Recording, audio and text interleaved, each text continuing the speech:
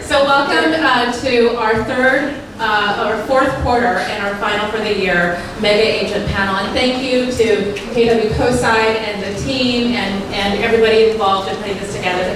So thank you very much. So we at Keller really believe in educating all of our agents, sharing and educating not only our agents, but also sharing with all the agents from other brokerages, because we feel, the more we share, it brings us all to higher levels. So thank you for all the guests that are coming. It makes us all better and more excellent and greater. It is my honor to introduce our moderator tonight. His name is Carl Battiste, right here. Yeah! So Carl joined Keller Williams 20 years ago. He was a really successful just collaborator and producer at SC Johnson and Colgate-Palmolive. He joined in 2008. So many of us remember what 2008 was like. Yes. It was the worst year. And he came in and became Rookie of the Year nationally for Keller Williams. Since then, he has created a super mega agent team in Danville. He's also been elected to be our culture ambassador for our region. And in many other accolades, he is on the Keller Williams Master Faculty. He's one of the best and top gold instructors, and recently we've been very, very lucky to have him join us as our team leader. So without further ado, Carl Battiste. Thank you, Caroline. Good evening, and thank you all for attending our Coastside KW office for this evening's event. Before we get started, I would like to thank Michael Hay from Supreme Lending for the Paella sponsorship this evening. Where's Michael? Michael's back here somewhere. Coming to hunt you down. Hey, Michael, thank you so much. We really appreciate it. And Juliette and Derek, thank you so much for opening the doors here and making the time for us to do that. And we're excited to get started tonight. So before we actually begin questions and discussion with the panel, I would love to have each panelist introduce themselves and just tell a little bit about themselves. Hi. Ladies first. Can you guys hear me okay? Mm-hmm. So I'm Juliette Kulda. I'm at Keller Williams. I've been an agent 13 years. My team, just a little bit about my team. I'm an individual agent right now, and I have a team of 3 admins. I have Jean Wilkins, I have Melissa Wade, who's our transaction coordinator. Jean Wilkins oversees the management of the team and also the marketing. Melissa's our rocket transaction coordinator, and Cosette, my oldest of my gang, is with us now. She's been our listing coordinator for the last year and a half, and she's training to be a buyer agent right now. So I'm still individual agent and working with the team. I'm Len Stone. I've been in the business about 16 months and 9 days, exactly. Yeah, exactly. Let's see, my team right now, we have one full-time person who does a lot of our marketing and listing management. We have a part-time TC, and then we just started with a buyer's agent just recently. Reger, and I have a team that is based out of Portland, Oregon, and we have expansion teams throughout the Northwest as well. I'll talk a little bit more about that later. Been in the business 20 years. I own multiple KW franchises. I help lead the region with my business partner, Tony Brody, as Area Director of Northern California and Hawaii. And I'm very blessed and privileged to be here with all of you today. Thanks so much. Great, thank you. We had a panelist that had a last minute something that came up and she was not able to make it this evening, so we've got our 3 panelists, and I'm going to start right in with questions. Is that all right? And Juliette, let's start with you. Juliette, how long have you been in real estate, and what does your team and current business and units production look like? And if we could, we'll just pass the mic back and get that same question in terms of business size. What if I don't remember? Yes. Okay, I got my license in 2003, so 13 years, going on 14 years. I mentioned already I'm an individual agent. I have an admin team of 3 people. One of them is moving into a buyer agent in January. And my husband Derek, I've definitely got to mention him. So he's been helping this last couple of years as I transitioned into building a team with all the business operations, bookkeeping, all that stuff that I would be horrible at. is awful. So Derek's amazing. And last year, our production, we closed 61 transactions, just over 57 million in sales volume last year. Okay, so year to date, we've done around 28 units. We should hopefully finish with 33 or 34 through the year. As far as production goes, or volume goes, it's around, we'll end with about 30 to 35 million, hopefully, fingers crossed, to see what closes this year. And as far as my past experience, so I had another business, I had insurance, financial services brokerage before that, which I kind of learned a lot of that to our real estate team, along with a lot of what these guys are going to talk about. And I'm really just here to listen to these two talk, because they're both amazing, so they're important. And did you guys catch that it's his first full year in business this year? That's 60 days. right there. So I'm about 20 years in the business. My team on any given day ranges from about 16 to 25 people. That's my favorite answer. I got that from a buddy of mine. It's like, how many people on your team? 30 to 40, right? Because we're so long, I was like, how many do I have today? Because when you have a company that large, there are people that come and go. Not necessarily in a bad way, but they might go down the hall and be an agent in the office or whatever that looks like. So currently we're about 16 to 20 folks on my team. I would say that is about 30-70, so 30% of them represent the administrative side to support the 70%, which is the buyer and seller team.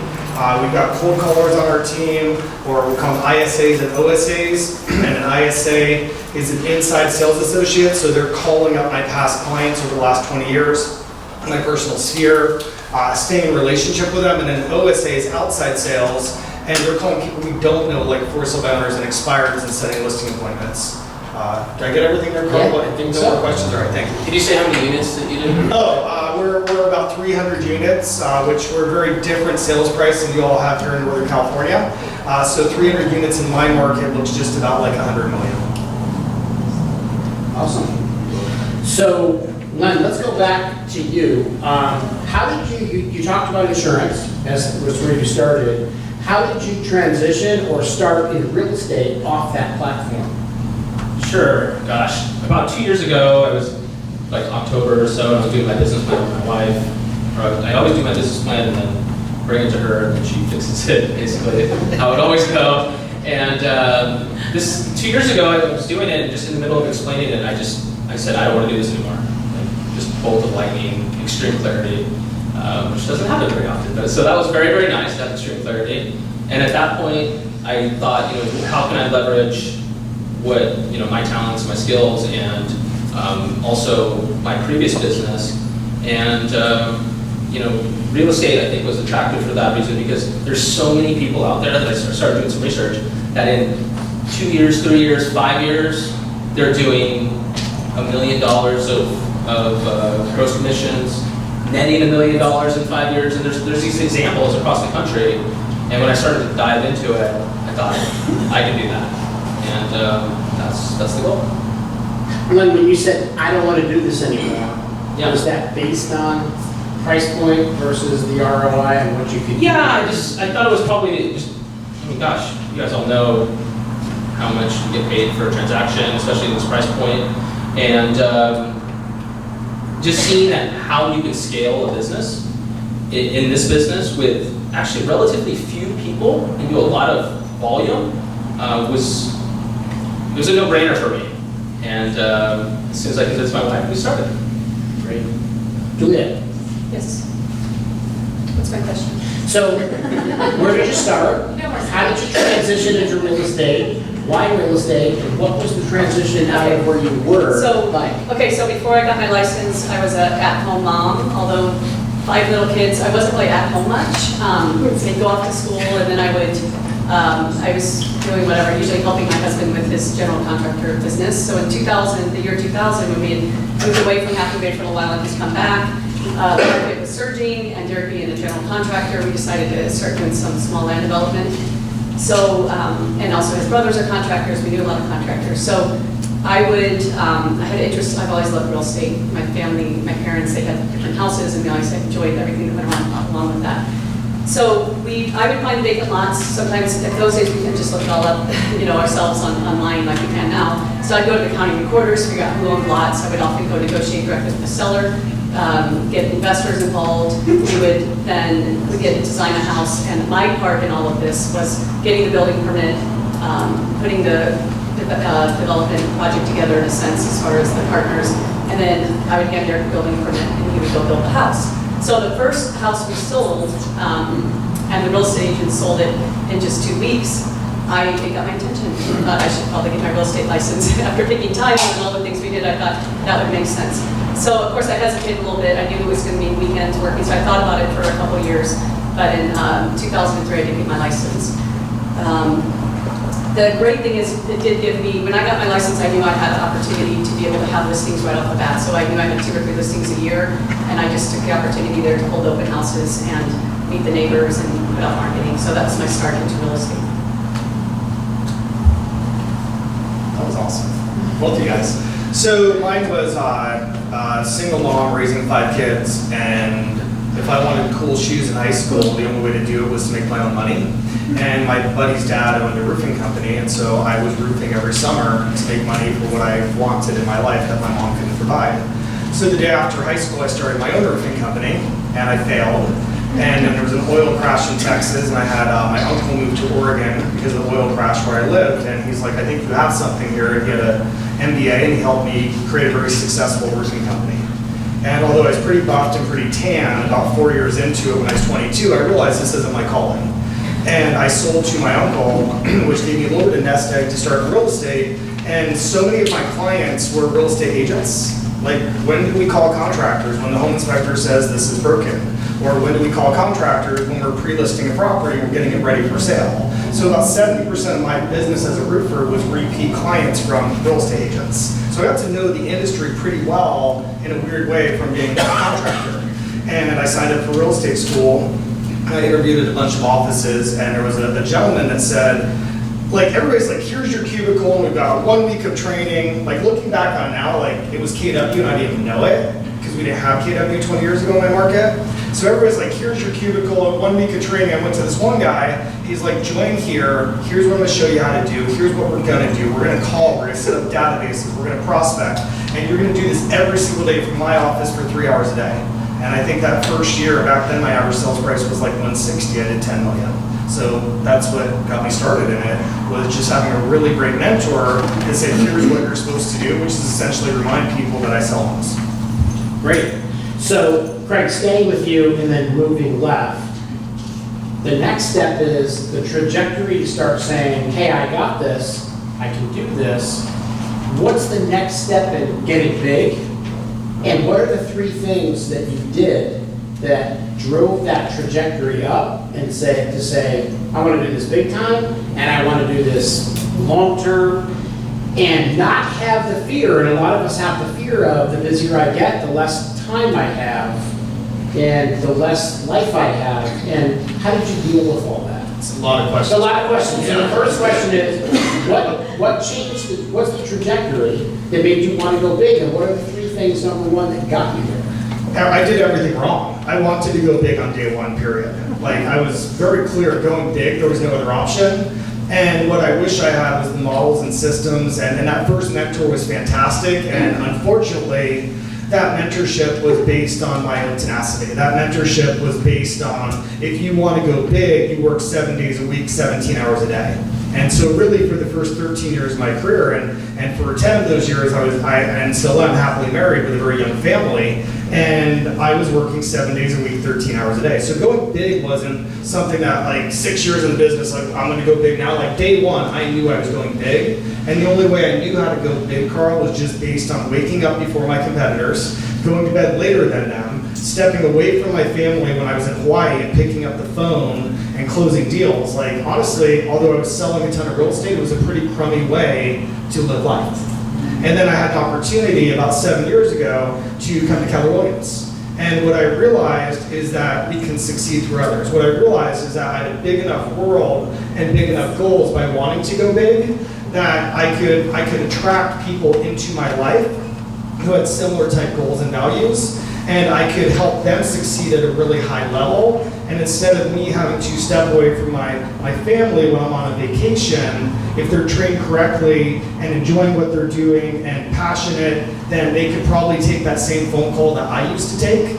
So I don't know really what the 3 things that I did was to specifically answer your question, but what I do know is that the day that my life changed and my business really went to a super high level is the day that I realized that people don't hire me.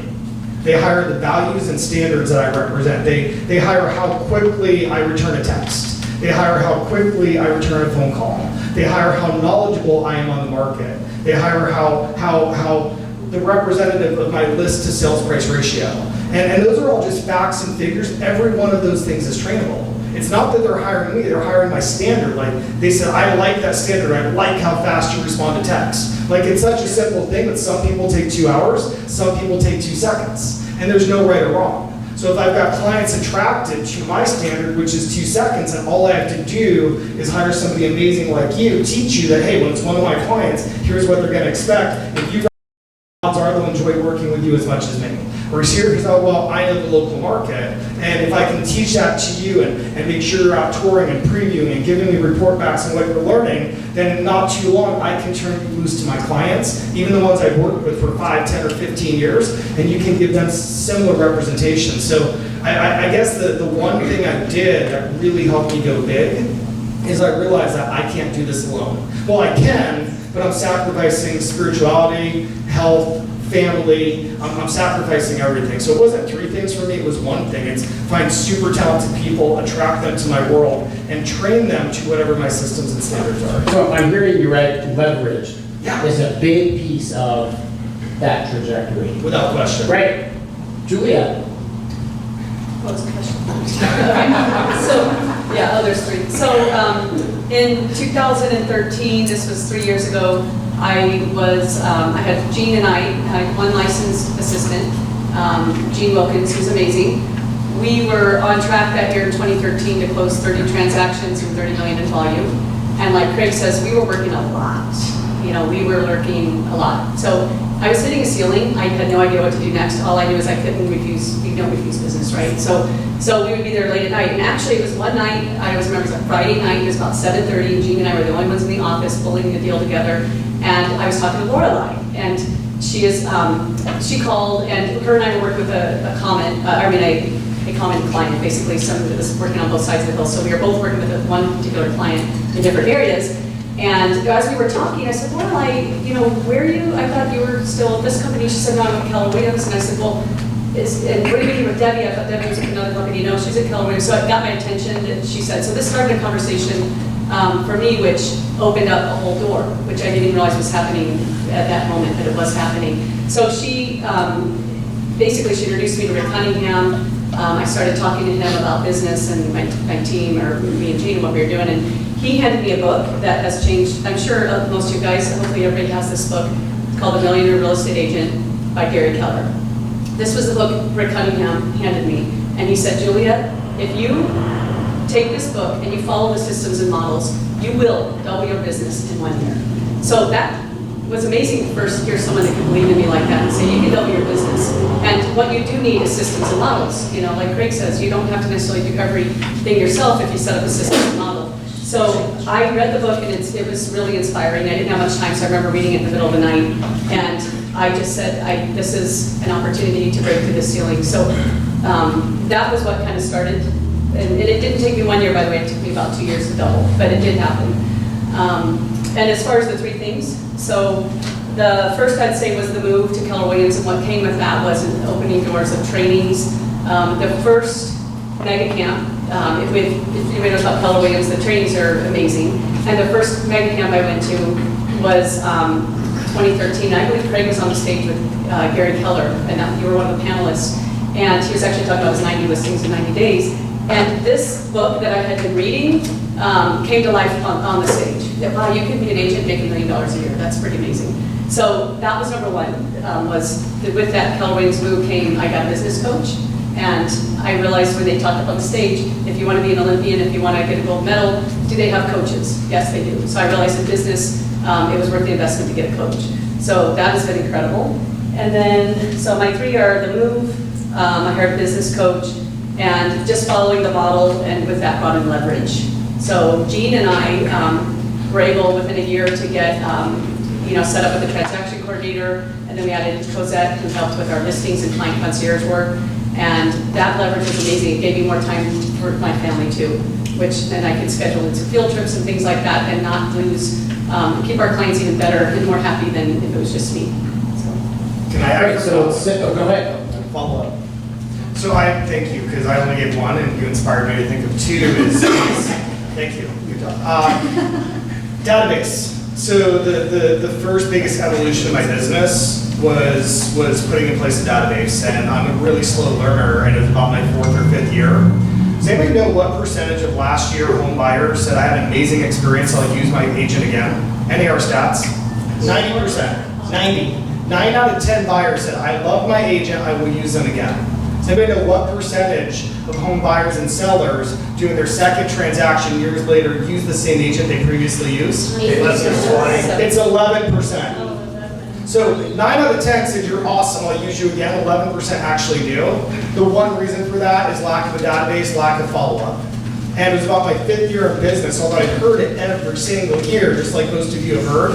Like, this is so basic, I actually put one in place. Our company recommends a 33 touch. This was 4 years before this book was written, and I didn't know what that was, but I had about an 18 touch. And that year, my business went up 5 times. I was about a $10 million producer and went to about 45 million in one single year. Like, didn't get an REO account, didn't get a builder, just simply reached out to the people I'd previously done business with, gone to school with, people who went to my wedding, and about 18 times a year, I kept raising my hand and saying, hey, when you think of real estate, think of me.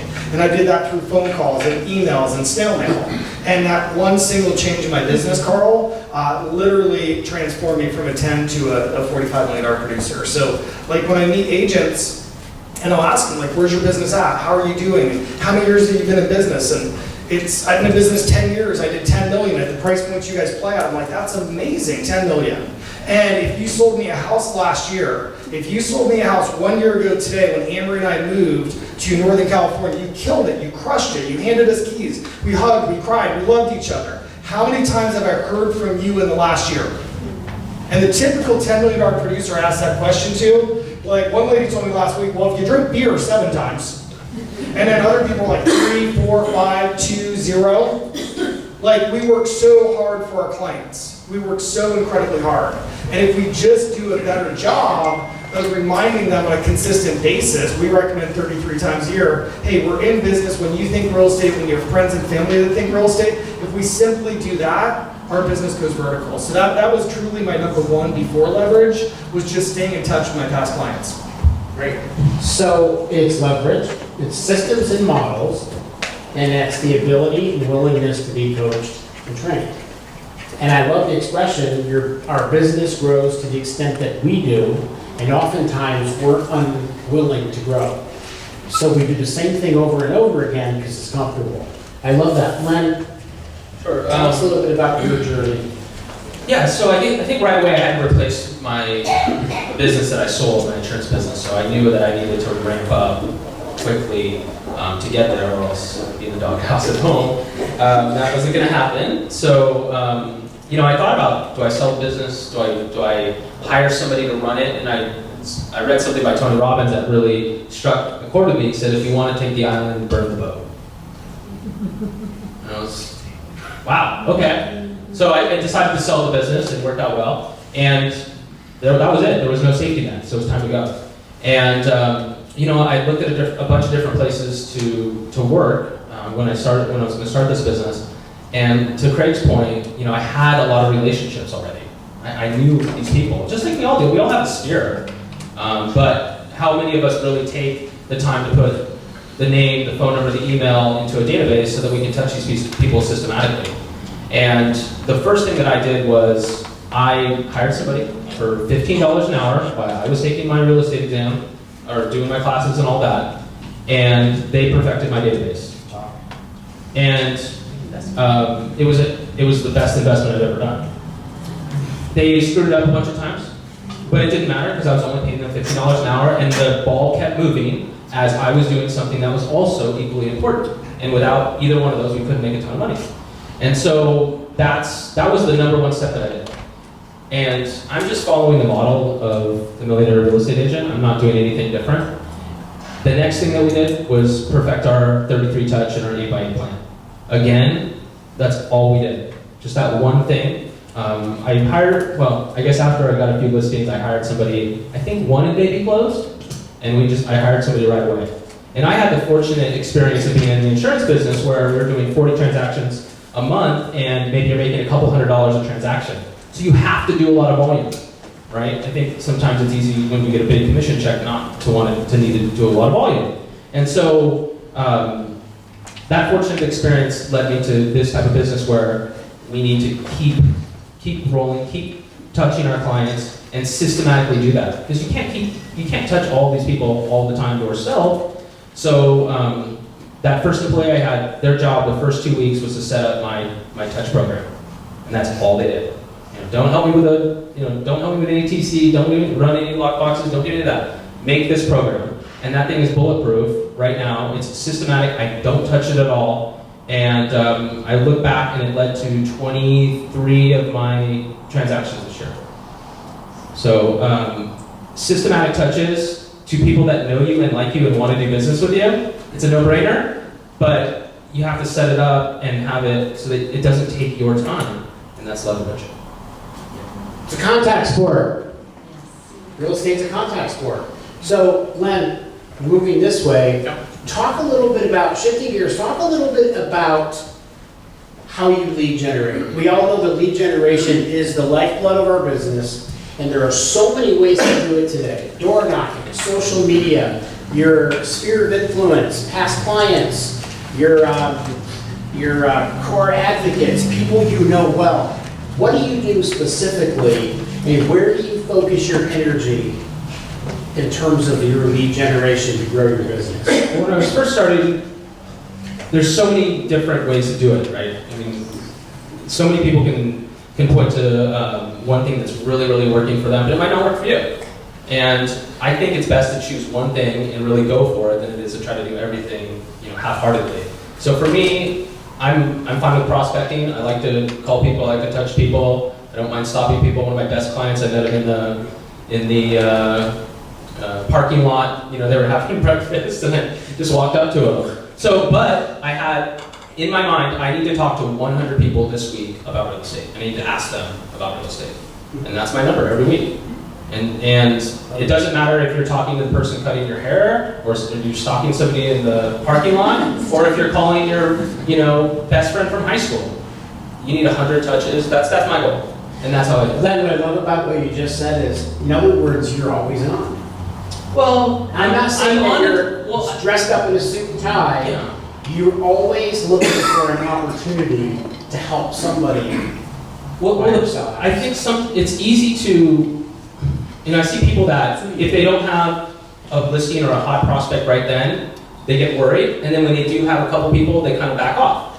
And that's a good way to have a yo-yo business, right? So for me, it's so much more peace of mind to say, after I talk to my 100 people this week, I'm done with that part of my business. It's a big number, but we're all working the same amount of hours in the day mostly. I try not to work like Craig was working early in his career, because I do have 2 little kids. Once I hit that number, it's really freeing and liberating, and I feel good about taking my time off, because I know I've done the most important thing. Great. Juliette.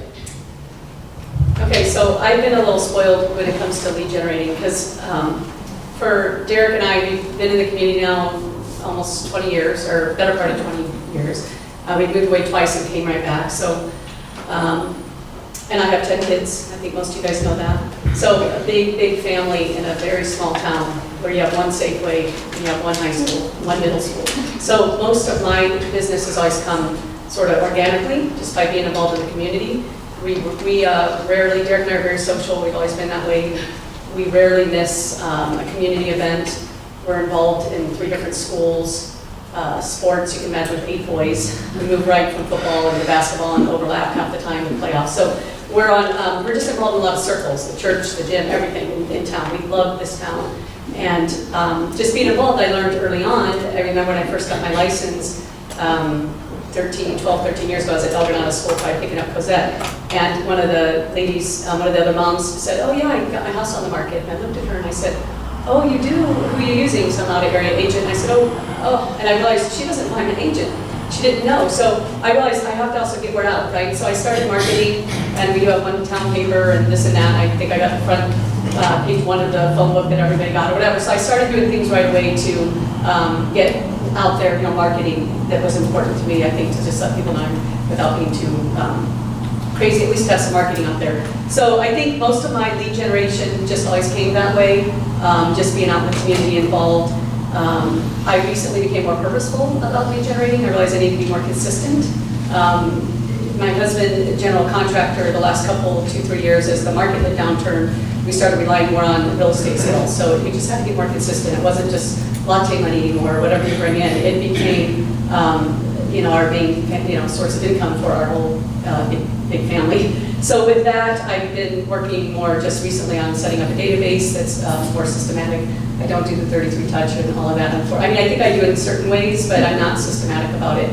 I do love we love throwing client parties and things like that. So when we have a Halloween party every year at our house, we invite everybody, and we'll do client parties at the office and things like that. So that has been, I think, a strong source of getting to know people. When I close a transaction, I often take my client to dinner or lunch. I love people, so that's come really easy to me. So, but as far as lead generating, I think it's just for us, we're in a fortunate situation where we're in a community where everybody gets to know each other. I like your guys' answers. I really like Len's. Like, it might seem by accident of it's a person in the parking lot or the dude I went to high school with, yet the one thing he said is he's talking to 100 people a week, period. However he has to hit that number, that is so strategic. I really love your answer. I just can't convince my wife to have 10 kids. So.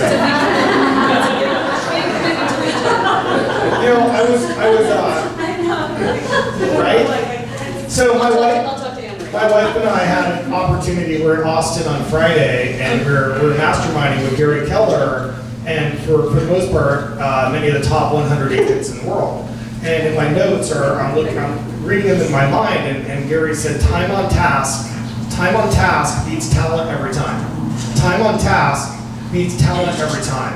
And as I think about this question, like, what's the best lead gen strategy? Well, it's the one you're willing to do for 2 to 3 hours a day, every single day. You brought up coaching. When I first got a coach said, I need you to be incredibly boring for 3 hours a day. Like, incredibly boring. No shiny objects, no checking Facebook, no checking your email, no going to the bathroom. For 3 hours a day, you're going to do the exact same thing every single day. And as I was talking to my coach, he's like, where does your business come from? And I puffed up my chest. I'm like, 95% repeat clients and referrals, because at the traditional brokerage, or as my business partner, Tony Brody, calls it, an old-fashioned brokerage, like, that's all I heard. If all of your business comes from repeat clients and referrals, you're crushing it. And so for 15 years of my career, I felt like I was crushing it. And when I said that to my coach, 95%, he goes, I'm sorry. I was like, why are you sorry? He goes, well, if you got a referral business and most homes sell in our market in spring and summer, that's when all the referrals come in. How does fall and winter look like? And I'm like, oh, not so good. And he's like, so you need more legs in your business.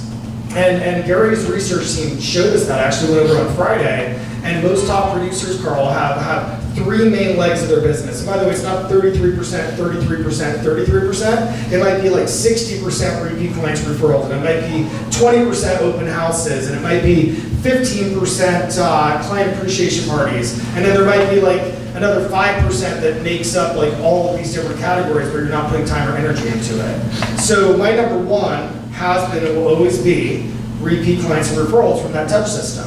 The second one that we created about 4 years ago was a calling system. And so that was calling our clients, and it was also calling people we don't know.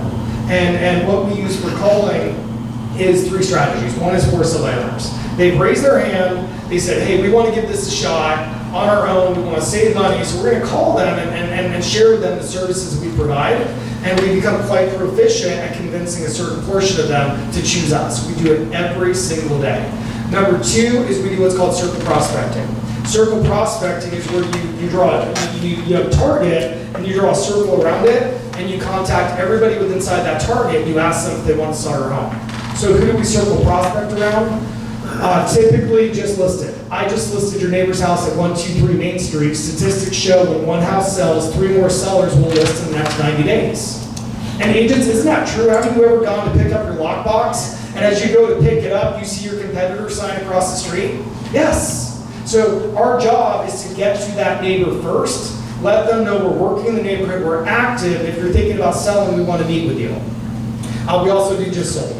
Right? We just listed your neighbor's home, we just sold your neighbor's home. And number 3 is in most of the markets we're working in, there's really, really low inventory, which means we've got buyers where if the right home was on the market today, they'd buy it. So if our buyer says they want to live in this section of Half Moon Bay, I will door knock or I will call every single person in that neighborhood and I will say, I've got a buyer.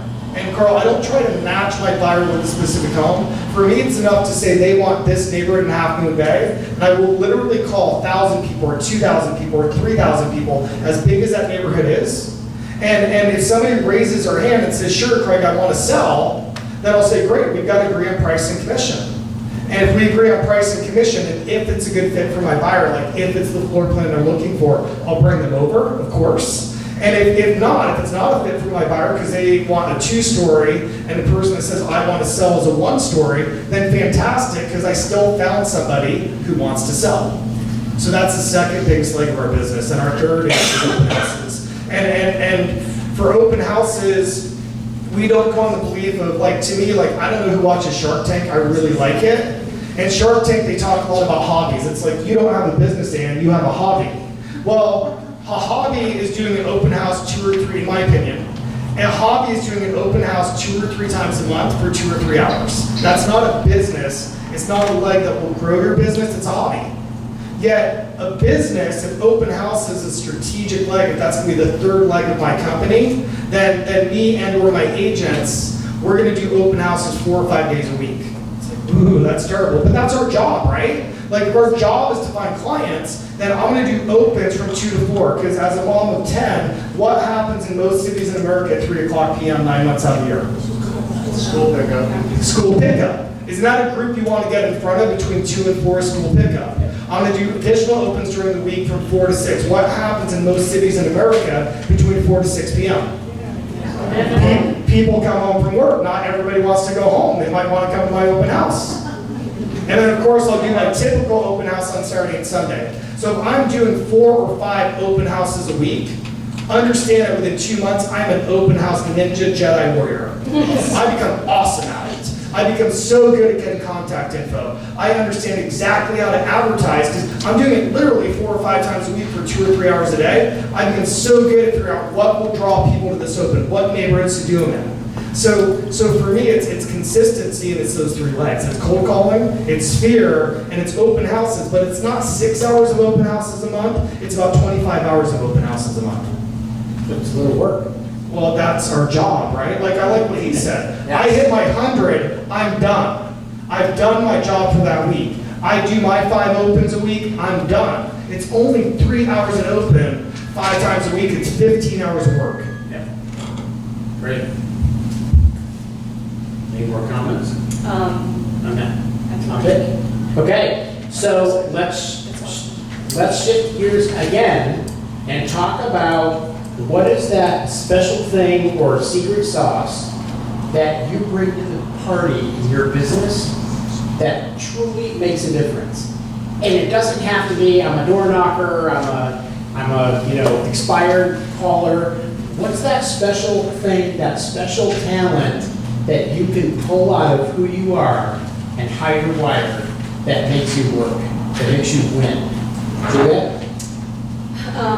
I think first of all, I'd just say I love what I do. I absolutely have a passion for it, because there's just nothing like handing the keys over to a buyer that just found their dream home in a neighborhood that you know they're going to love the school and the park that's 2 blocks away, and help them sort of come to know what that's about. And so that's the first thing. I love what I do. I love people, and that's a huge part of that.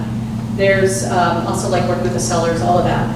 As far as, I think, one thing that drives through the business, I realize with each transaction there will be challenges, and I kind of thrive on those challenges. I know it's kind of crazy, but all the agents here in the room, we know that, right? If we don't go into the transaction knowing half of our job is to get the contract, and the other half is to be prepared for whatever fire comes, and to be rallied when it happens, because we're gonna make this is gonna be okay, we're gonna make it happen. So I think that's a huge part of the secret sauce, is close those deals, be a closer. What's it gonna take? When do you buffer emotions from one client to another, or an agent to another? When do you help them see the big picture and remind them what their motivation is, and all of those kind of things. So I think just helping clients get through that and see what's the best for them. Oh, the other thing I'd say is never think about commission. I remember Robert Ross, who was my first manager at Carl Battiste, that was the best advice I ever heard. He said, Juliette, when you're out there at work, just don't think about commission, just think about helping your clients do the best thing, do what's right for them. The commission will come if you do that. And I think that's really important, because sometimes we put that ahead of maybe their, what is the best for them. And I think it's really, really important to always remember that will come if you do a great job for your client. Well, first thing is that this is a lot of fun, right? I mean, we get to help people at big points in their life, whether it's a new family, or family breaking up, or someone's passed away, or these are important moments, and so it's really impactful, and that's been really, really enjoyable.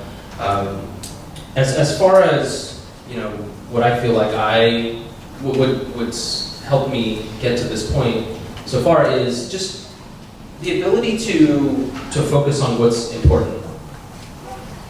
It's really it. Like throughout the day, there's so much noise in the day, right? And can we just be pulled in all these different directions if we let ourselves be? And whether it's lead generation and saying, okay, this has to be done regardless, or just looking at saying, okay, what's going to grow my business today? What is it? Because it's definitely not answering all those emails, or running something over and spending an hour and a half doing that. It's not, whatever those things are, we all know what they are. Saying no to what's not important and saying yes to what is important. Gary Keller wrote a book on it. It's called The One Thing. Right? Whatever that one thing is, do it. 7 Habits of Highly Effective People. They say put first things first. It's been said 100 different ways forever, but I think if you can do that and perfect that skill, it's more important than anything. I think that's one thing that I've done. Glenn, I love that you say that. There's a great expression. Whenever you say no to something, make sure you know what you're saying no to, right? And what you're not saying yes to. Because there's always the other side of the coin. And when you say yes to something, make sure you know what you're saying no to. I love that. That's such a great thought process. When you see somebody, there's a lot of different, you see Craig doing all the units that he's doing, and other people across the country that are doing all these units, they have the same hours of the day, right? So they're just spending them in ways that are creating more business. And just that concept is just very, very inspiring, that they're doing it with the same amount of time. So all it is an action difference. It's really all it is. You don't have to be, I do think Craig is wildly talented, but you don't have to be wildly talented to be able to execute on a high level if you have your processes, your systems, your models that you can plug into that are going to create success that people are having all over the country. It's liberating and inspiring, and when you have a big goal, it can seem overwhelming, but when you see other people doing it, it's fantastic. Great. Great. I think one is being learning based, which all of you are, unless you're here for the booze and the food. You're learning based. So one is learning based, it's helped my career immensely. 2 is actual implementation. When I go to a panel or a topic or a speaker or read a book, my goal is to have something implemented into my business by Friday at 5 p.m. And it may not be like the greatest game changer in the world, and it might be one tweak, or it might be massive, but regardless, like within 2 days, I'm not gonna plan it out, it's gonna be messy, I'm going to do something with the next 2 days different, and I'm gonna carry that through than I was doing before. And number 3, which really should be number 1, is consistency, right? Like, for those of us that occasionally, I don't work out, but for those of us that do, and we go to the gym, and it's January 2nd, and the gym is just slammed. And it's January 11th, and the gym's back to the same 20 people you see at 5 in the morning, right? Is that we have these grand ambitions, and we're all excited, we're all fired up, and 7, 8 days later, literally 7 or 8 days later, 80% of those grand ambitions have dropped away. And I think if I look back on the many failures I've had and some success I've had, is that it's not my natural DNA, and I work the hardest to be the most consistent. I will do what no one else is willing to do, and I recognize, like the open houses, like most of the time when I tell people, like, welcome to my company, welcome to my team, Luke, you're gonna do 5 open houses a week, and they just cringe. It's only 15 hours. You will get so good at it, within 2 months, you'll be better than the agent sitting behind you that's been doing it for 15 years, because she only does 2 a month, and you do 5 a week. Get it? So my consistency will absolutely kick most of my competitors' butts. Great. One area that I'd love to throw on here, on top of the secret sauce that you talked about, how does the way you think plan a role in your day, every day? Again, I was with Gary Keller on Friday, and he said the most successful person that you meet is the greatest failure. And he said, so without question, I'm the greatest failure in this room. He was in a room of about 125 people. He said, I know that because I know each of you personally, and I'm the only multi-billionaire in this room. Therefore, I'm certain I'm the greatest failure. Find somebody that is successful, and you will find somebody who has failed over and over and over. They have absolutely failed more than anybody else. And thinking back to my notes and Gary saying that, what that led on to, Carl, that he said when you accept that in your life, that the most successful people are the greatest failures, you wake up each morning without fear. When you accept that the most successful people on the planet have failed the most, you wake up each morning without fear. Because fear stops us from making a cold call. Fear stops us from calling our sphere. Fear stops us from asking the guy in the parking lot. It just does. And because he might reject me, dear heaven. And when we realize that the greatest failures are the most successful people on the planet, Gary said we wake up without fear. When you wake up without fear, you start heading towards world domination. So that's my mindset every single day. It's totally cool I failed. I seem to do it about every 3 hours. Yet every once in a while it works out or I learn from it. I do something different tomorrow. And lo and behold, that was a home run. So how you think and the words you choose matter. Without question. I'm okay failing. Great. Juliette. This wasn't on our question list, so I got to I popped it in. Yeah. So I would just say, wake up every day, just be positive and be proactive, and just get out there and just, I can do it, we can do this attitude. So I would just say, face each day with excitement and, and a positive approach that it can be done. That one thing you were talking about, that was mine that you just said right there. Wake up without fear. I'm okay with failing. That's just a mind blower for me right now. That's going to feel really good tomorrow. Yeah. Thank you. Thank you, Gary. What was the question? It was how does how you think affect you every day? What you think about your approach. Yeah. Wow. That's a great question. So, I think having a big goal, whatever that is, whether it's a family goal or a business goal, having both, and working towards that. If that's a single thing that's your beacon that you're going to every day, everything throughout the day kind of sorts itself out as long as you're making your decisions based on these higher priorities. And what's that phrase? It's put first things first, and never let a second priority be at the mercy of the first priority. And I think that's the mindset that I try to bring to every decision. And I think that some of our production is really just some where we put our time and all these little decisions throughout the day. Yeah, you can have reasons or results, and you can't have both. What he said. So, Len, why don't we start with you on this? What is one of the biggest mistakes that you've made that when you got up, you truly realized that you fell forward, got a concussion from it, it never went that direction again, and it paid off, that you did in fact, you got the concussion?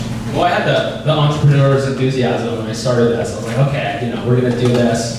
Here's my big goal. My goal this year was to do 100 units. My goal next year is to do 100 units as well. But I had a coach a couple months in, and he was like, great. And I sensed a little bit of a twinge in his voice, but I just ignored it and said, all right, let's go. And of course, what happens when you start doing a lot of volume, you run into needing people to do these things for you. The things that are $20, $15 an hour work, you need to make sure that you have people doing those because, as agents, we want to be making $1,000 or $2,000 an hour. And that's where we should be if we're leveraged out correctly. And so I think my big failure this year, which hopefully could be my big failure next year as well, is just shooting very, very, very high and hitting a capacity wall. And then at that point, retooling, getting more leverage, and we're just hiring my second admin right now, and we put our buyer's agent on as well recently. So having that leverage, I think that we can hit our number next year. And if we fall on our face and hit 60, then that'll be okay. I mean, it's not going to be okay, but I can live with it. As long as I'm just not going to waver from that. Okay. So my biggest mistake was just not, from the very beginning, I was not good about entering information in the database. It was sort of hit or miss. I'd close a transaction, I might be really busy running out the door that night, whatever, and 6 months later, I would completely forgot to invite them to the client appreciation party because I didn't take time to, I was just busy, right? Closing transactions, and then from the beginning, I didn't make that a priority. I didn't really even have a database. I didn't have all this stuff going on. So, and then when I did move brokerages after 11 years of the business, what I did have was a database, and my email and everything was wrapped into that brokerage. So the day I left, I lost all my emails, and I did download all my contacts and had to somehow quickly get a new database set up. So I would say it's always good to own maybe your domain name and your email and that sort of thing, just so it's always with you. And then you don't lose your emails if you ever do change and that. So that kind of forced me to start getting a little bit better, and this is definitely my constant challenge, and we're making that a priority this year is to get more organized with the database. So I'd say don't make that mistake in the beginning, just get a plan. My biggest mistake was being an entrepreneur instead of a business owner. And 7 years ago, when I had an opportunity to look at Keller Williams, they flew me out to Austin, Texas to meet, at that point, our CEO, Mark Willis. And I said, Mark, I don't really understand, there's agents, because I came from a very high-end traditional brokerage where everybody was super successful and in these offices had 200 agents, and I'm like, I don't get it. And he said, well, our goal is every single person in our company has the ability to own a business. And I never heard that before.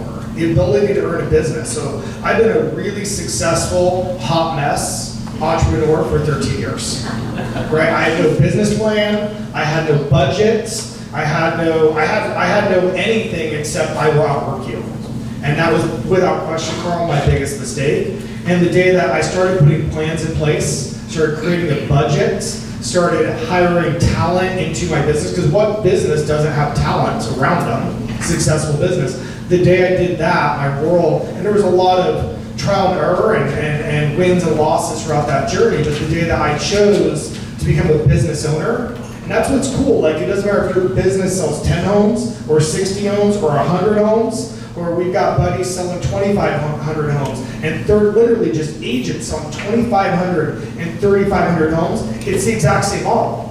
Have a business that sells 10 homes if that's your goal. Have a business that sells 3,000 homes if that's your goal. And the day I started running a business, my life got a whole lot better than being an entrepreneur.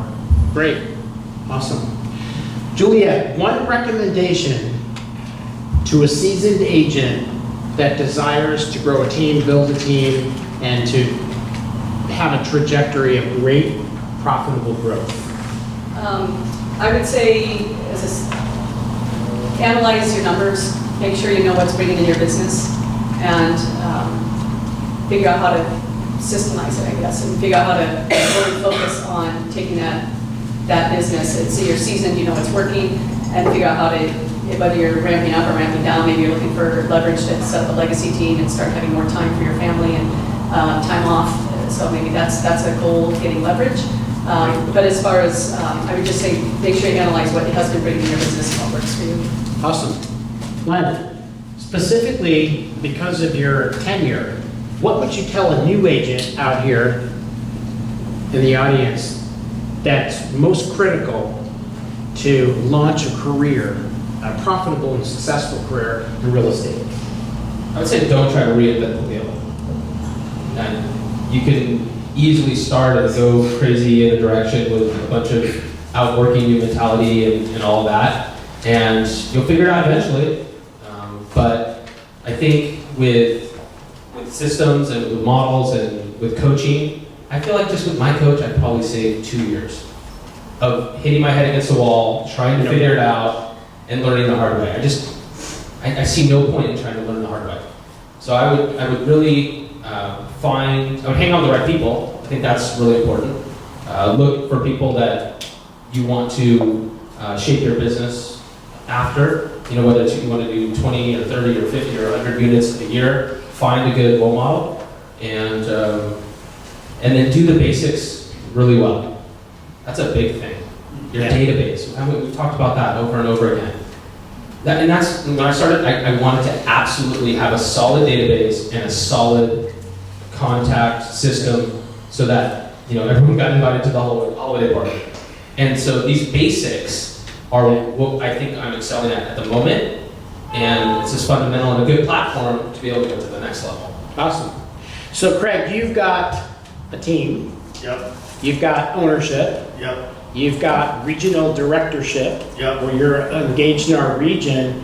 What would you say to somebody who's a seasoned agent that would love the opportunity to create passive income or multiple streams of income, as you now have, stepping out of just doing real estate and adding that to your portfolio? Which, by the way, Carl, I didn't think that was possible. Right. I actually got in a fight with my Carl, you're a team leader, one of the best, by the way, thank you for that. I got in a fight with my Carl 7 years ago saying, I can't step away, they'll only work with me. She goes, you'll see. Well, 7 years later, I live here, my team's in different states, selling 300 homes. What I would say to a seasoned agent, which is actually the same thing I said to him and will continue to say to him, because I don't think it matters if you've got the right mindset, but seasons might get it a little faster, unless you're super, super sharp like he is be really clear on your dollar per hour activity. So Lorelei, what's your typical commission per sale? What do you make per sale? Just average. 28,000. 28,000. I definitely should sell houses in her market. It's a lot more than Oregon. 28,000. So I'm going to argue that as a listing agent, you've got about 10,000 agents throughout the peninsula that could come and take your listing. So if you beat out 9,999 agents and they pick Lorelei, I'm going to argue the 28,000, when you beat out 9,999 agents, she made 14,000 bucks. The moment they sign with her versus 10,000 other agents, Carl, I am certain that is worth half the commission. And I'm not discounting all the other work to do, and as Len has indicated, a lot of that can be done for $15 an hour. And I'm not saying pass it off. This is an extremely talented person. It's a nurse. If you're the surgeon, Lorelei, then a nurse does all of your cleanup. Doesn't mean you step away, they're just taking care of your cleanup. So what I would say to that talented or experienced agent is get really, really clear that when you take a listing, you might actually be worth $15,000 an hour if your price point is similar to hers. Because if a listing presentation is 1 hour and you step out with a signed contract on a $30,000 commission, that's $15,000. And to Len's point, when you drive back to the office and you make a flyer, or you call a stager, and these are important things to do, I'm not discounting the role, or you put a lockbox on, or you input in the multiple listing, when you do those activities, you're working for about 20 bucks an hour. How the heck did you go from 15,000 an hour to driving back to your office to making $15 an hour? When you show homes, you're worth about 100 bucks an hour. When you write a buyer contract, you're worth about 1,000 bucks an hour. So what I would say, like, this isn't something they teach you in real estate school. It's not something traditional brokerages talk about. Every job you have has a different dollar per hour activity. So if you want more balance, it's super simple. And by the way, most of us actually enjoy taking listings and negotiating contracts. So create a life, create leverage, create a system where you spend most of your day in activities worth $1,000 to $15,000 an hour and pay somebody to do the other $15 an hour activities. That's what I would say to a new agent or an experienced agent. Great. So we have a couple of questions left, and then I'm going to open it up to some questions from the audience. Tell me a book that you'd recommend right now that you think is an absolute must-read. Juliette? I already told these two they can't take my book. So this is, obviously I've been talking about the Millionaire Real Estate Agent book. I have copies downstairs if anybody doesn't have it. This is $25. Gary Keller, the year 2000, early 2014 years ago, something like that, went out and he wanted to, I guess he was intrigued by agents making $1 million a year, and I think the average price point was based on a $200,000 commission or $220,000. So we have a higher 5 times, commission. So you would think it should be 5 times easier. So this book, he studied the models and systems of these agents, looked at their teams, broke them down, and he looked for the patterns. So by taking this book and this, within the Keller Williams training suite, you hear about it all the time. Everybody knows the page numbers and all of that because we're always referring to it. So I'd say this is a good place to start if you want to grow a really big business. Great. Glenn? Well, I think it's important just to read about whatever you feel like is your biggest weakness. That's the biggest thing. And then also too, sales books. I think sales books are really important for agents, especially when you're only maybe doing 6, 10, 20 transactions a year. That's not a lot of reps. And so to really hone your skills when they do mean $28,000 for a listing is really, really important. So I like Tom Hopkins. He's a little old school, but I like him. Carl, being an overachiever, can I give 2? Sure. 40X, 4 disciplines of execution has had probably the greatest impact on my business outside of great books like this red book here. And number 2 is a book that I just read last week, and it's called Grit, G-R-I-T. And it talks about the most successful people in business, regardless of upbringing, education, background. What typically is going to win is grit. So 4 disciplines of execution and grit. Great. Okay, Len, Yes. 3 to 5 years from now, not where do you want to be, let's talk in terms of execution. Where will you be in 3 to 5 years? For those of you that have the millionaire real estate agent, I want the ability to be able to step out of my team. If I want to, I don't know if I want to be there yet, but like Craig has what's called a 7th level team, and he sold 300-something houses. And how many listing appointments did you take last year? Me personally? Yes. Well, I lived here. I didn't fly. Zero. Yeah. Amazing. And so being able to leverage your business like that to that level is something I want the option to be able to do and grow and have excellent staff members so that we can keep producing an excellent product and have a real business, not a job, right? A lot of us have jobs. I still have a job, but Craig has business, and that's my goal. Awesome. Juliette. So 5 years from now. Okay, so the first thing I'd say is the Kulda real estate group, I would love to have, Tony's gonna love this, wherever you are, Tony. I would love to have either a buyer agent supported by the admin team here in Half Moon Bay or a sales team in every Keller Williams office throughout the Bay Area. I love that too. Craig loves that too. So basically expansion, which is one of the things Keller Williams talks about. It's just another one of those mind blow opportunities with buyer agents from a team or a sales team. We're using your systems and models. So throughout the Bay Area, I'd love to have agents in every office. Anna, she'd love that too. She has a lot of the offices in San Francisco and all that. So also I'd love to find, just as a talent search, I focused on the listings, and I'd love to find a lead listing agent over the next 5 years that can free up my time a little bit more to focus on the business.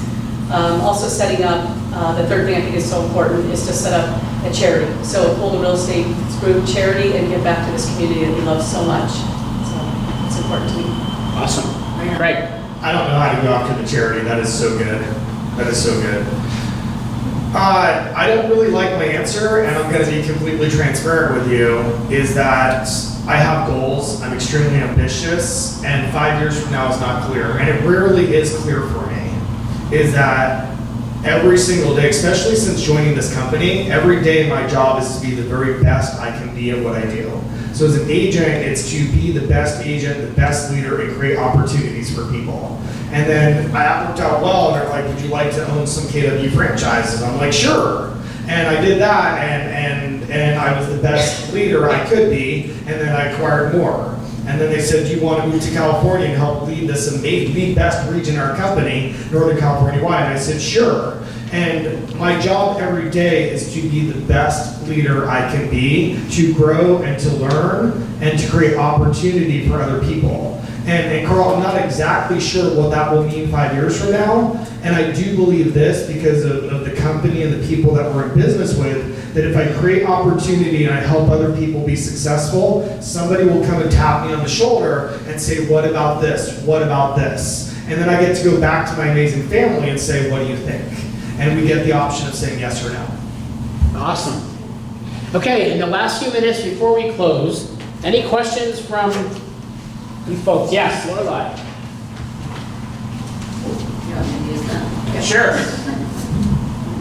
Okay, so this question is mostly for Craig. So we have, you have a busy business, right? And we try, like Juliette and I were trying to scale our businesses, so we have 6 jobs on our plate. And we are looking for talent and leverage. And we can't, and it's hard to find the time to do the career vision and do all the different steps. What is your advice for us in terms of shortening that process to find some talent to get us to some relief to continue scaling? So Lorelai is, you're super slammed, you've got 6 jobs already, you don't have time to do everything right, finding and hiring and training somebody. How do we shorten that process? As we learned about from our great bull coach, Carl Battiste, is what we focus on expands. So I really believe the biggest difference between, as you shared, you're so good, dude. You are so good. He's like, we all have the same amount of hours. We all have the same amount of minutes. The biggest difference between, we can call it wealthy, we can call it successful, we can call it leverage, we can call it balance, whatever your definition of success is. Those are some examples of success. The difference between them and the other group is every day, Lorelai, you wake up looking for buyers and sellers. Agents in the room, that's a good thing to do. Every day, you wake up looking for buyers and sellers. The most successful, whatever your definition of success is, they wake up looking for talent. So when I'm at Starbucks and the barista is amazing, I'm like, hey, I own a company around the corner. I was on a plane 2 days ago, the person sitting next to me was amazing. I was like, we need to talk more. When I go and drop my cat off at the vet, and the lady is checking my vet and the cat's like half dead, and she's making my kids feel good, and she's giving them coloring books and giving us coffee and making us feel comfortable. So what is she doing? Amazing customer service. At the end of it, I say, you're amazing. My wife and I own a business down the road. We're looking for people like you. And it's consistency. Whether she calls or not is irrelevant. We do that every single day, everywhere we go. Because where you go and look for a listing, when you get it, you say, I'm awesome, I made $28,000. We go look for a person who gets 50 listings and we make $500,000. Does that make sense? So I think you need to look for it more. Okay, thank you. Any more questions? Any questions downstairs? Any final comments from our panelists, or we good? Yes, Rika.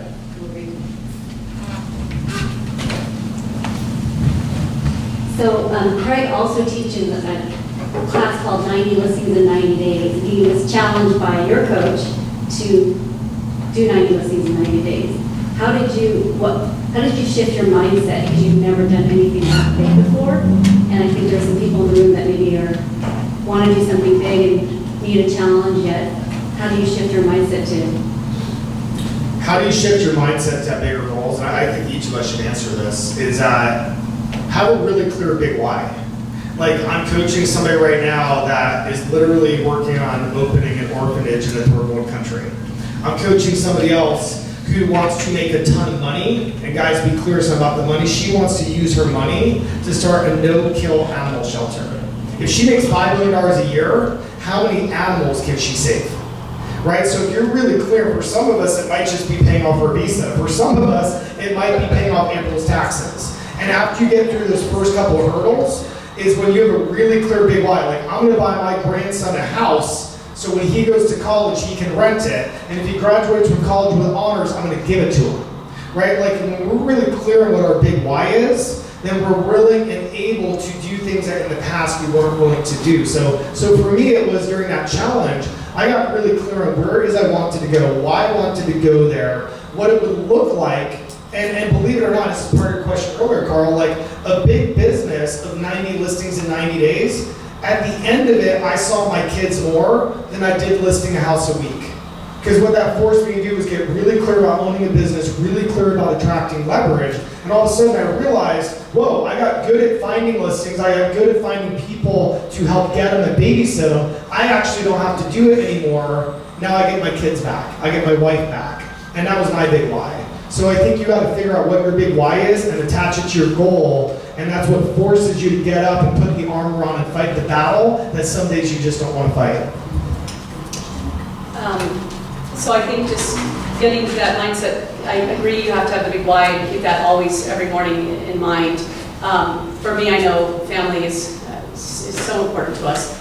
And I'm working too much, I'm the first to say. I mean, sometimes 60 hours a week, whatever it takes, 70 if it needs to be done. And it's amazing supportive husband, and we have the nanny and all of those things. But for us in that transition, I'm looking for more balance in my life with leverage. So that's one really big why. I always tell people, because they ask all the time, how do you balance family and work and all of that? And I would say, know your non-negotiables on both sides there. So know what's the important thing at work that you have to do every day. Also, family. For us, our non-negotiables are the family dinners. We sit down every night. We do our family rosary with our kids. We go to Sunday Mass. There's certain things that we will always do consistently. We always have done. Ever since we've been married almost 25 years now. So that, I think, is really important to be consistent on your values. Find your, what balances or counterbalance back and forth between work and family, and keep those things in mind all the time.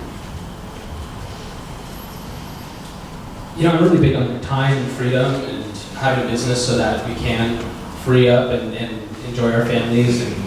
And I love Craig's point that when he was working, you'd think he was working more, going, nuts, doing 90 listings in 90 days. He actually, his business got better, and he had more time. He had more time to spend with family. And I believe that, and that's why I believe so much in these models and in leveraging out, because succeeding with people and through people and being a part of